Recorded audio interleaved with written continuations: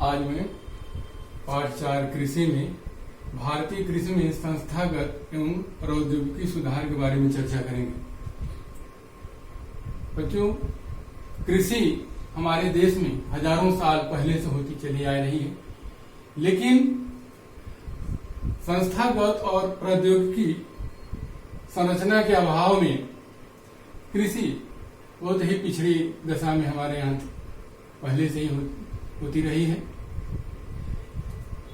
जबकि देश की जनसंख्या का लगभग 70% भाग प्रत्यक्ष या अप्रत्यक्ष रूप से कृषि के ऊपर ही निर्भर है। इसलिए जब देश स्वतंत्र हुआ तो सरकार द्वारा प्रयास किया गया कि कृषि की दशा को कैसे सुधारा जाए। इसलिए स्वतंत्रता के बाद जो प्रयास किए गए हैं उनका अध्ययन हम नीचे करते हैं। बच्चों, स्वतंत्रता के बाद सर्वप्रथम देखते हैं चकबंदी की शुरुआत हुई।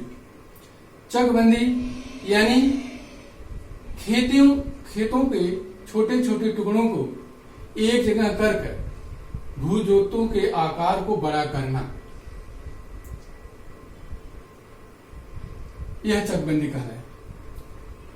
दूसरा प्रयास रहा सहकारी कृषि।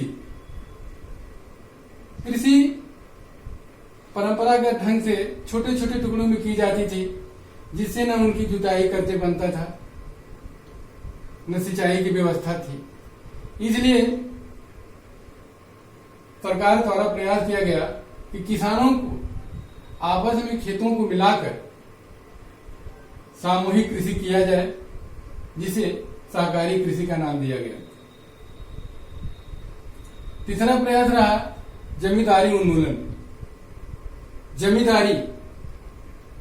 जमींदार सरकार और किसानों के बीच में बिचौलिए का काम करते थे, जिससे किसानों का शोषण होता था। भारतीय सरकार ने जमींदारी उन्मूलन करके सरकार और किसानों के बीच बिचौलियों की प्रथा को समाप्त कर दिया। अगला है प्रथम पंचवर्षीय योजना। भारत में जब पहली पंचवर्षीय योजना बनी तो उस समय सन 52 और 57 के बीच की योजना थी पहली। उस समय कृषि के विकास और भूमि के सुधार का लक्ष्य रखा गया। भूमि सुधार कानून 1960-70 के दशक में लागू हुआ, जिसमें मुख्य रूप से हरित क्रांति व श्वेत क्रांति योजना लागू की गई। हरित क्रांति बच्चों, फसल में नवीन तकनीकी उन्नतशील बीज के प्रयोग से अत्यधिक अन्न उत्पादन की योजना थी, जिसे काफी हद तक सफलता भी मिली है।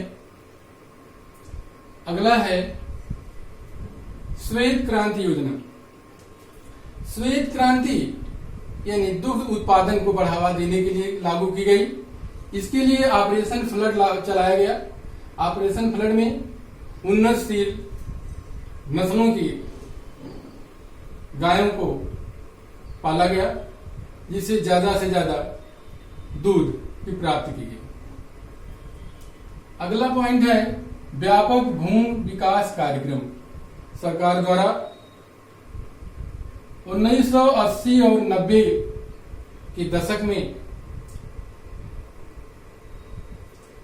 प्रयास किया गया कि क्षेत्र में आने वाली आपदा जैसे बाढ़, सूखा, चक्रवात और आग जैसी आपदा में फसल की क्षति के लिए फसल बीमा योजना लागू कर दी गई।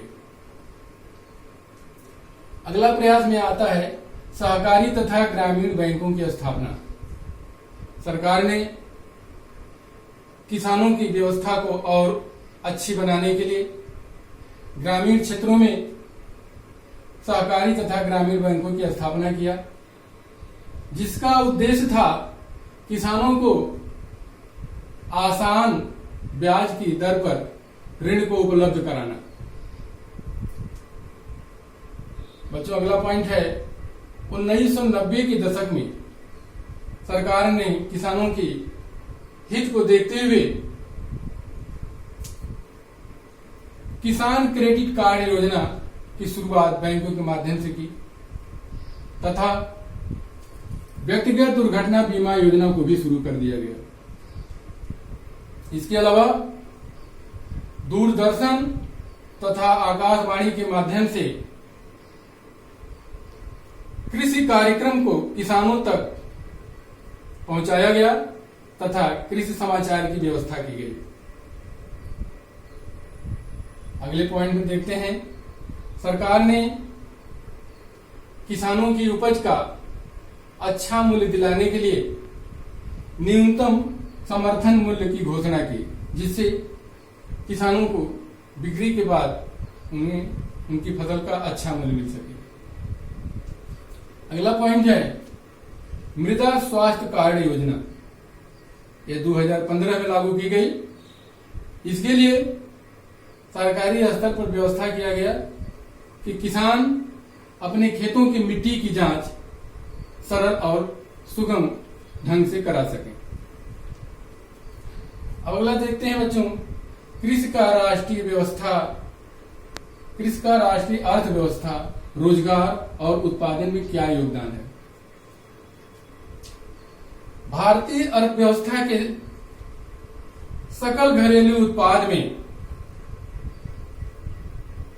कृषि तथा उसके सहायक क्षेत्रों का हिस्सा 16.6% है।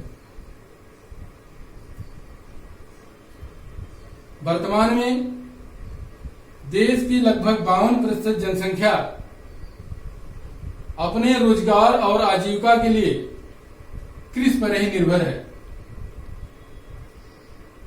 अब अगला पॉइंट है कृषि के आधुनिकीकरण में केंद्र सरकार का प्रयास। केंद्र सरकार ने कृषि के नवीनतम रूप प्रदान करने के लिए जो प्रयास किया उसका वर्णन नीचे किया गया है। पहला है कृषि शोध संस्थाओं की स्थापना।